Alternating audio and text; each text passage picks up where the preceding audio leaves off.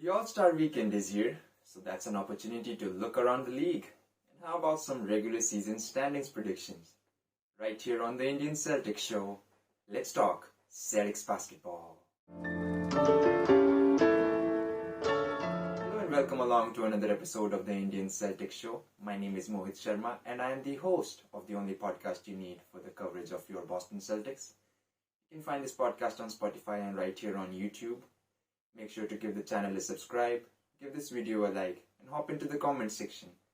And let's talk Celtics basketball. Alright, regular season standings predictions. First off, let me give a shout out to my friend Liam, who gave me the idea of this video about making a prediction video at the All-Star break, reviewing it after the season, and then doing playoff predictions. Sounds fun and we'll keep doing it, so shout out Liam, another huge NBA fan, a Sixers fan. So let's get it then. Let's start with the Eastern Conference. How I'm going to do is I'm going to talk about the teams that I feel are real contenders. I feel are real solid playoff teams. And after that, I'll just go through the teams that don't make in the play-in without really talking much about that. But I'll go in depth for sure about the teams that I consider to be threats in each conferences. And let's start with the Eastern Conference. Eastern Conference, number one finishing team I have, yours truly, the Boston Celtics. The Boston Celtics they have a strong 6-game lead. A 6-game lead over the Cleveland Cavaliers at the All-Star break. They are 43-12. So there's not much to say. They've been dominating and it looks like they're on pace to win 64, 65 games. I don't think the fan base is acknowledging the Boston Celtics enough for the historic season that they're having. To win 65 games in this era of the NBA, that's ridiculous when there's so much talent, so much parity in the league, so many contending teams, so many playoff teams. To have a 65-win season, and they can win more because they have one of the easiest remaining schedules now. So if they're on pace to win 64, 65, they can end up with 66. Just like the 08 Celtics that went on to win the championship. So the Celtics fans I also feel are not appreciating a lot this team because they say we haven't won a championship, so it doesn't mean a thing. But let's be real now, this is one of the most talented teams we've seen in a long time. It's dominating the regular season. And let's give our flowers to the Boston Celtics. This was the easiest prediction I had to make in the entire video. The Boston Celtics will for sure finish the top in the East and top in the NBA. Number 2 in the East, I have the Cleveland Cavaliers. For the last 15-20 games, all they've shown me is they are for real. They are winning and winning and winning. They didn't care about their injuries. Garland went down, Mobley went down, and it was during that time that I feel they found their identity. Their identity of running and gunning, defending. Donovan Mitchell carrying the Cavaliers and playing the best defense he has in his entire career. Defensively, they are strong. And now with the return of Mobley and Garland, they don't look like they're missing a beat. So Mobley is starting to shoot some threes. If this team can click, they can always be a problem, and it feels like they're clicking now. They are right now, I think 2.5 games up on the Bucks, and I think that'll be enough of a lead. I'm sure they're not catching the Celtics, but the Cavs, I have them finishing second. Finishing third, I have the Milwaukee Bucks. Yes, despite their recent struggles under their new coach, Doc Rivers, one thing is true that they have found, I wouldn't say they have found their defensive identity, but they have improved a lot on the defensive end. The offense has been lost completely. Damian Lillard has been awful. His season has been going under the radar. He's regularly shooting under 40%. But let's be real. After the All-Star break is when the real championship contending teams, the real championship players like Giannis and Middleton and Doc Rivers, they know how to click the switch. They know how to switch it on. It's about time now. They have to be ready for the playoffs, and I feel the Bucks will push into another gear after the All-Star break. I don't think they're going to catch the number 2 seed Cavs because they are also hungry and they've kind of figured it out, their rotations and everything. But Bucks, I feel, will do enough to secure the 3rd seed because at number 4, The New York Knicks are an injured bunch. If I'm gonna be real, the biggest threat to the Boston Celtics in the Eastern Conference for me are the New York Knicks, but only if they are healthy. And right now they are not healthy. They have injuries to Julius Randle. Mitchell Robinson has been injured all year. They were missing Anunoby. Arnstein wasn't playing before the break. DiVincenzo wasn't playing. So yeah, they've been struck with injuries.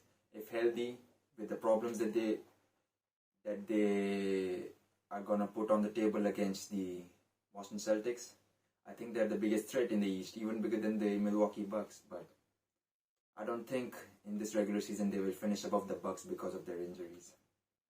Yeah, so I have the Knicks finishing 4th. At number 5, I have the Miami Heat. Yes, sir, the Heat culture. That irritating Heat culture. Right now they're sitting at 7th, 30-25. I think they are 2.5 games back on the 5th place Sixers, who I feel will fall for sure. Who I will talk about them when I get to the Sixers. But why do I feel the Heat will go from 7 to 5 at the end of the season is because, just like I said about the Bucks, they know it's time. I'm sure Eric Spoelstra and them and that crew with Jimmy Butler, and they don't want to play another play-in. We have to remember they did go to the finals last year, but they were almost knocked out in the play-ins. They lost to the Hawks in the 7-8 matchup, and in their elimination game against the Bulls, they were trailing again. They were trailing like deep in the 4th quarter. They were about to be eliminated in the play-in. I am sure they don't want to go to the play-in again. I believe Terry Rozier, who has been a new addition for the Heat, he hasn't been clicking offensively. He's injured too as well right now, but I believe he'll come back in a week or two and he'll start getting it done offensively. Man, I can't count out the Heat ever. So I'm going to give them the benefit of the doubt. Have them jump 2 places over Sixers and the Pacers. Number 6, Indiana Pacers. They are currently 6th as well, and I have them finishing 6th, but I have the Heat leapfrogging the Pacers because everyone was talking that Siakam trade will take the Pacers to the next level, but I haven't seen it. I don't know if it's because Tyrese Haliburton has been injured a lot and hasn't been playing much, but even when they have been playing together, I mean, it hasn't looked real smooth. I'm sure they'll be good after the break, but I don't think they'll be good enough. And I think they will finish 6th. At number 7, the Philadelphia 76ers, without their MVP candidate Joel Embiid, they have been falling. They have lost a lot of games. They were right there at near the 2 seed when they had Embiid, but they have been falling. They're still 5th, but I don't think they will have enough in the end. But I do believe Embiid comes back. They finish 7, they play the play-in. I think if they have Embiid, they're of course getting through in the playoffs. So I don't think there's much to worry about for the Sixers fans if Embiid gets back. But I have them finishing 7th, and I have at number 8, I have the Orlando Magic, who are currently at number 8. I have them staying put.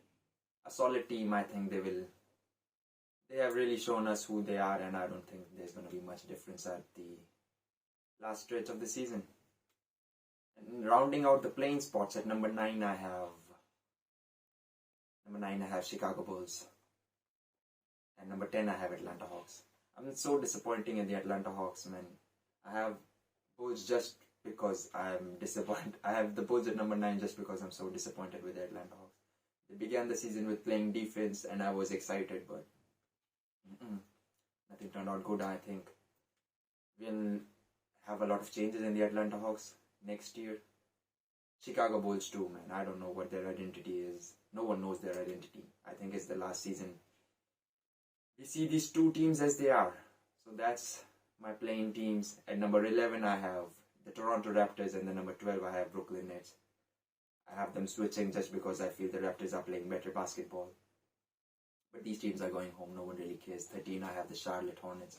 Grant Williams coming to the Hornets, giving them a boost.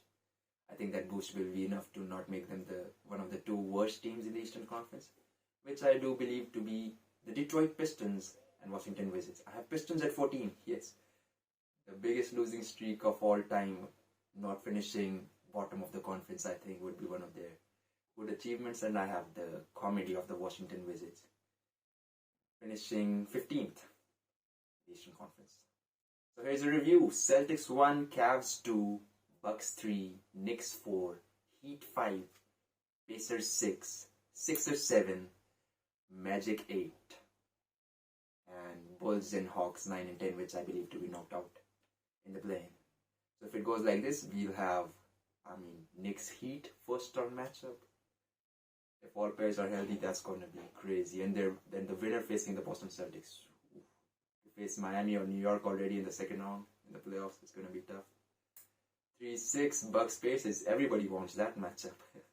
Everybody knows what's the rivalry, the regular season rivalry they had, and to get it in the playoffs, then this rivalry will be real.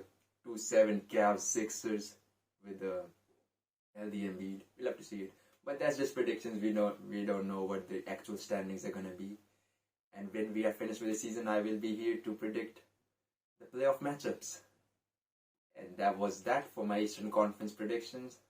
I'll be doing the Western Conference predictions too. So stay tuned to check if I have the Lakers being in the playoffs, being in the play-in, or not even in the play-in. What about the Golden State Warriors and more? So stay tuned to the Indian Celtics Show and let's talk Celtics basketball.